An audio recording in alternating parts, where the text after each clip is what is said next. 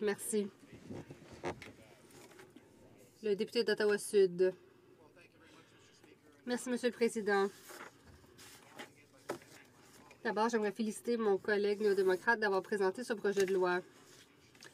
C'est une bonne contribution à un problème important dans la société canadienne aujourd'hui, c'est-à-dire l'utilisation des chemins de fer.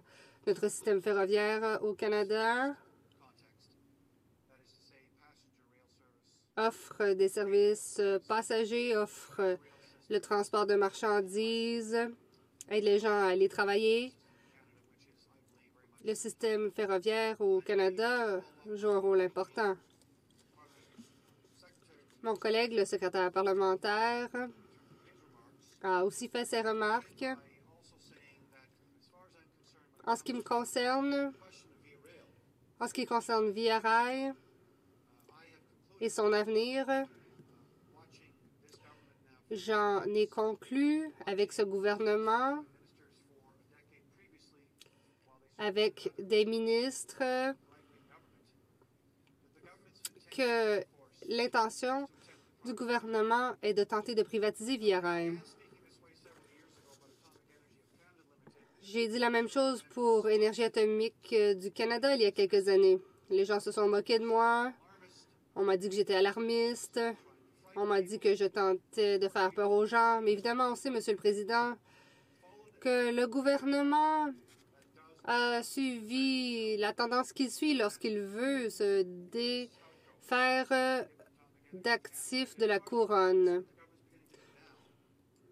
C'est ce que le gouvernement commence à faire avec Via Rail. Dans le contexte de l'énergie atomique, le premier ministre a envoyé son directeur des communications faire une série de remarques publiques sur cette société d'État. Et c'était très dérangeant pour les milliers de Canadiens qui avaient contribué à faire, après 58 ans d'AECL, un chef de file en matière de recherche nucléaire. C'était aussi un leader en matière de production d'isotopes médicaux. Mais on a dit que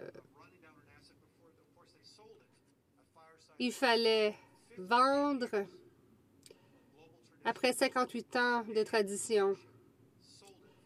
On a vendu le leadership canadien à SNC-Lavalin. C'est ce que le gouvernement fait.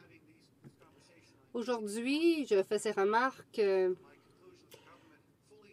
en pensant que le gouvernement a l'intention, s'il est réélu, de se défaire de Via Rail et de faire la même chose d'ailleurs avec Poste Canada.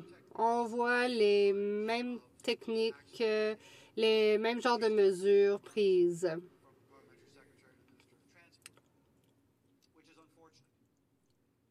C'est malheureux. Les Canadiens en sont venus à dépendre sur le service de passagers. Ils dépendent du chemin de fer dans le cadre de leur tradition. Ça fait partie de leurs besoins, ça fait partie de leur économie. Qu'il s'agisse de trains de passagers, par exemple,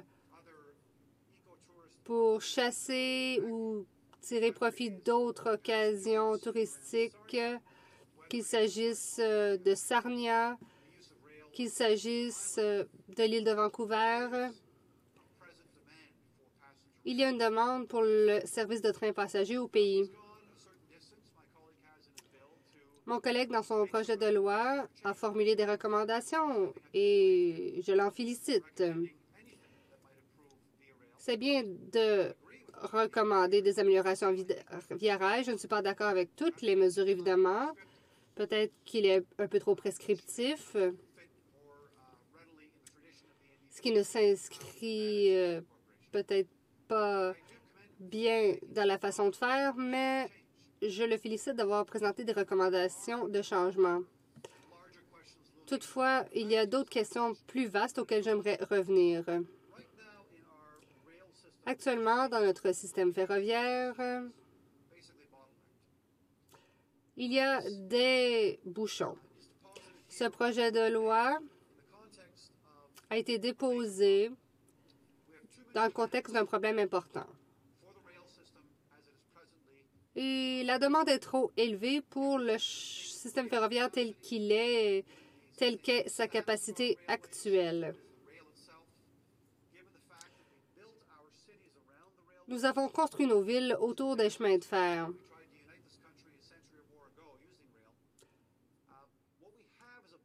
Nous avons donc un bouchon et c'est aggravé par le fait qu'on a eu une augmentation de 1500 % du transport de pétrole et de carburants fossiles ces dernières années. Cette augmentation s'est manifestée en 2 ou 3 ans.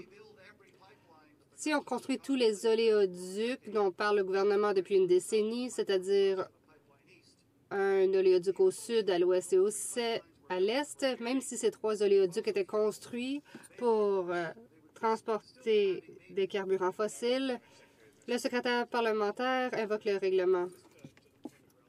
Oui, ça porte sur la pertinence. On parle ici de trains passagers et non pas de transport de carburants fossiles au moyen d'oléoducs. Le député devrait s'en tenir au sujet.